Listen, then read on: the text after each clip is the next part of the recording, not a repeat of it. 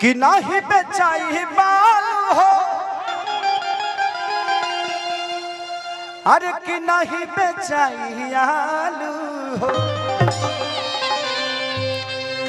कि तेजस्वी के बिना सुधार ना होई, हो सुधार ना होई, तय भाई लालू बिना चालू ई बिहार ना होई,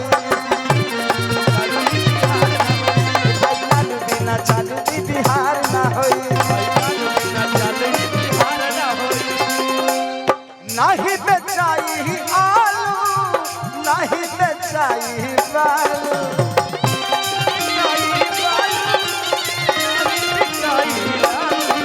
अरे नहीं बेचाई आलू हो नहीं बेचाई बालू हो, तो तेजस्वी के बिना सुधार ना होई, अरे जिया वो सुधार ना होई, तय भाई लालू बिना चालू ई बिहार ना होई, भाई लालू बिना चालू ई बिहार ना होई।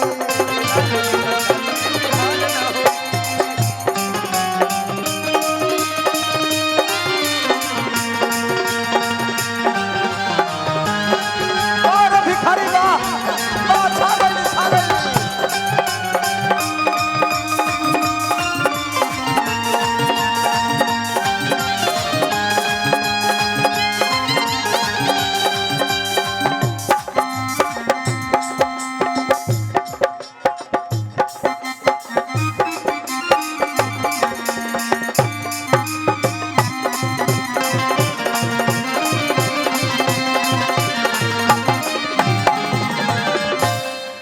कि केतना नेता चाल गईले कके प्रयास के, कि चालू नहीं कर पवले भैया विकास के, कौन विकास जौन 17 महीना में तेजस्वी यादव दिखा के गईले उहे विकास।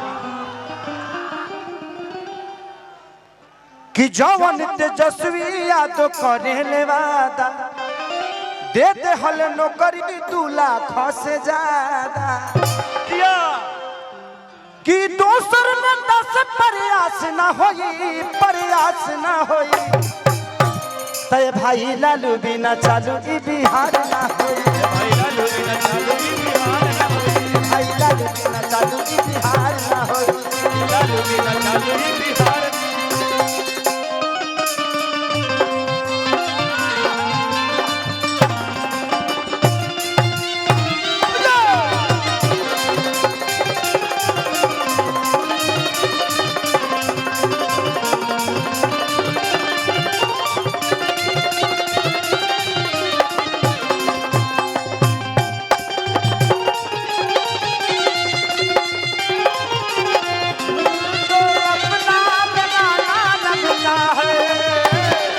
अरे दुल्हे का चेहरा सुहाना लगता है, दुल्हन का तो दिल दीवाना लगता है, दुल्हे का चेहरा सुहाना लगता है, दुल्हन का तो दिल दीवाना लगता है, भाई लालू बिना चालू बिहार ना ए एगो हमर बात बा एक लाइन के, अरे कतनो हीरो होई है, अरे कतनो हीरो होई है, लेकिन हमार भाई खेसारी लेखा दिलदार ना होई।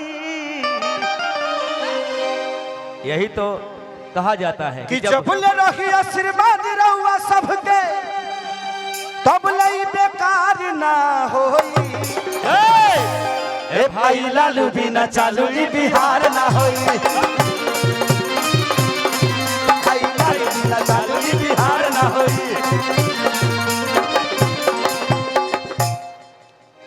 कि सोच समझ के दी अपन रहुरा मत के, ना तो विरोधी रोक दी विजय रथ के। व्यास न्याय यात्रा भी चलल बा तेजस्वी जी, सोच समझ के मत को दीजिए। जिंदगी में एक बात बताएं, कोई भी नेता हमारा विकास क्यों नहीं करता? क्योंकि हम उसको हर बार जिताते हैं, इसलिए हमारे विकास को बपौती समझ लेता है।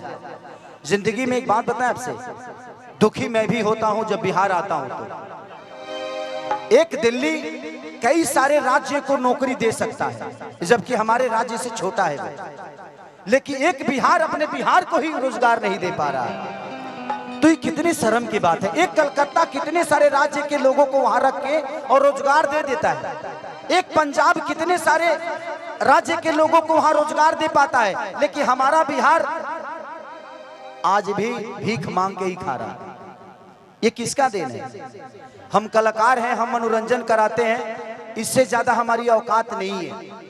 हम आप सबके मनोरंजन, आपके दिल की बातों को सुन के आपका भविष्य नहीं बदल सकते, आपको एंजॉय और आपको मजा दे सकते हैं। हम उतने तक हैं। हम एक छोटा सा भोजन हो सकते हैं, चटनी हो सकते हैं, दाल हो सकते हैं, पूरी थाली नहीं है हम। तो हमारी क्षमता जितनी है उस क्षमता के साथ हम अपना काम कर रहे हैं। लेकिन हमें भी मन करता है कि आज खेसारी के पास कितना मकान हो, मेरा खुद पता नहीं के कहियो किराया भाड़ा लेवे ना जाला खेसरिया, वो हमारा मेहरारू के पता रहेला। लेकिन अगर बिहार में फिल्म सिटी होती और खेसारी लाल यादव बिहार में होता तो करोड़ों करोड़ों रुपया मैं टैक्स देता हूं महाराष्ट्र सरकार को, खेसारी लाल यादव अपने बिहार को टैक्स देता तो करोड़ों रुपया से कम विकास तो होता। क्या बात है, ये हजारों में एक बात है। इस चीज को मांग है हमेशा से कि बिहार में फिल्म सिटी होनी चाहिए। आज खेसारी इतने सारे बंगला, घर द्वार, गाड़ी घोड़ा जो भी लेता है मुंबई शहर में लेता है, क्योंकि क्या करूं, मेरे बच्चे सुरक्षित यहां नहीं रह पाएंगे क्योंकि व्यवस्था ठीक नहीं है। मैं किस स्कूल में पढ़ाऊं? ये नेता अपने बच्चों को तो यहाँ पढ़ाते ही नहीं है, तो हमारे बच्चे कहां से पढ़ पाएंगे?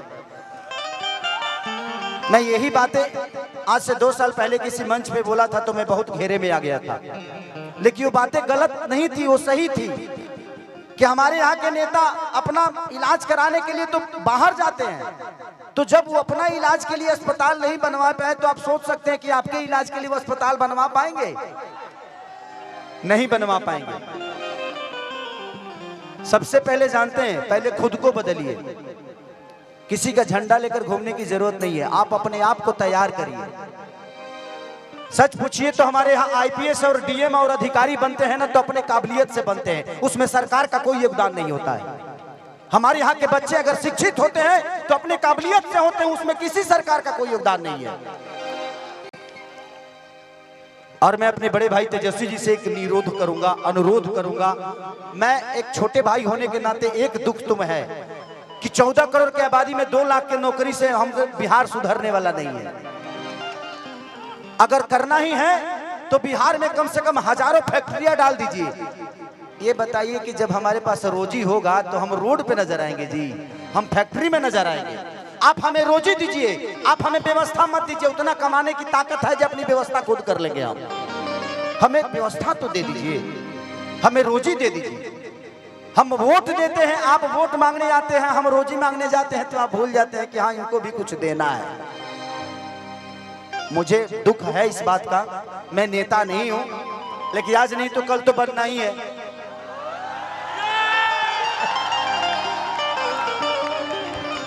आज नहीं बन रहा हूं क्योंकि मुझे पता है कि व्यवस्था एक खेसारी के बदलने से व्यवस्था नहीं सुधरेगी। आप सबको बदलना पड़ेगा। बदलाव ऐसी चीज होती है, कि हर उस नेता को डर रहता है कि इस बार अगर विकास नहीं करेंगे तो अगले बार ये लोग वोट नहीं देगा। इसलिए हर 5 साल पे बदल दीजिए। जहां जहां बदलाव हुआ है वहां वहां विकास हुआ है। उनके अंदर अपना डर पैदा करिए कि तुम नहीं करेगा मेरे लिए, हम तुम्हारे लिए वोट नहीं देंगे, चाहे वो अपने जात का ही नेता क्यों ना हो, क्योंकि जात पेट नहीं भरता है। आप कमाते हो तब आपके बच्चों का पेट भरता है। इसलिए मैं कह रहा हूं कि देखिए, हम अगर समाज में हैं तो हमें जात से उठ के जो हमारे लिए अच्छा है।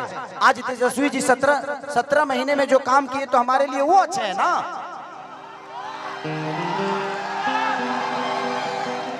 तो आप जब नहीं बदलिएगा तो फिर आपका विकास कौन करेगा? परिवार में जब एक आदमी का विरोध होता है ना तो हर आदमी कमाना शुरू कर देता है। तो कोशिश करिए हर साल, अगर तेजस्वी जी काम नहीं कर रहे उनको भी बदल दीजिए, तब जाके विकास होगा। लेकिन हमें अपने बड़े भाई पे विश्वास है कि वो आएगा तो आग लगा देगा। तो हमें बदलने की जरूरत है। मैं ये नहीं कह रहा हूं कि तेजस्वी जी को आप 20 साल बना कर रखिए, नहीं। तेजस्वी जी अगर काम नहीं कर रहे हैं तो उनको भी बदलिए, क्योंकि बदलाव ऐसी चीज होती है कि जीवन में इंसान अपने आप को बदल देता है। क्योंकि हमें विकास चाहिए भाई, हमें जात नहीं चाहिए। जात पेट नहीं भरता है। आज तेजस्वी जी ने नौकरी दिया है तो सिर्फ यादवों को नहीं दिया है, पूरे बिहार के बच्चों को जिनके पास टैलेंट है उनको दिया है। अगर तेजस्वी जी अपने जात को ही प्रमोट करते, अपने बिरादरी को प्रमोट करते, तो इतने सारे लोगों को नौकरी क्यों देते? तो जब वो आदमी अपने जात से हटकर अपना काम कर रहा है तो आपको भी जात से हटना पड़ेगा, और जात से हटकर अपना वोट दीजिए। जिंदगी में सबसे बड़ा अधिकार अगर होता है तो वोट का होता है, और आप नहीं समझिएगा तो आपके बच्चों का भविष्य नहीं बदलेगा। जिंदगी में मैं क्या बोला, इस 17 महीने में जो बड़े भाई तेजस्वी जी ने किया, मुझे पहली बार लगा कि हमारे भाइयों को रोजगार मिलना शुरू हो गया। इससे मैं बहुत खुश हूं इस बात से। लेकिन मैं 2 लाख से खुश नहीं हूं। 14 करोड़ की आबादी है हमारे बिहार की, तो मान के चले कि अब 50 लाख भी दे दीजिएगा तब भी उधार नहीं होने वाला है। इससे बेहतर है जो पढ़े हैं वो तो नौकरी ले लेंगे, लेकिन जो नहीं पढ़े हैं उनके लिए तो कम से कम फैक्ट्रियां लगवाइए, ताकि वो भी अपने घर के और बच्चों को पाल सके, अपने बच्चों को भविष्य सोच सके। तो दिल से दुआ है उस भाई के लिए कि उस भाई ने कम से कम 2 लाख लोगों को एक रोजगार तो दे दिया। रोजगार तो मिल गई, लेकिन तनख्वाह मिली कि नहीं कर गारंटी नहीं है। ऐसे जरूर के हुआ और के हाथ में बा पता चलो जे दादा नौकरिए करत नहीं, 6 महीना से पेंशन नहीं मिल तो बहुत दिक्कत बा।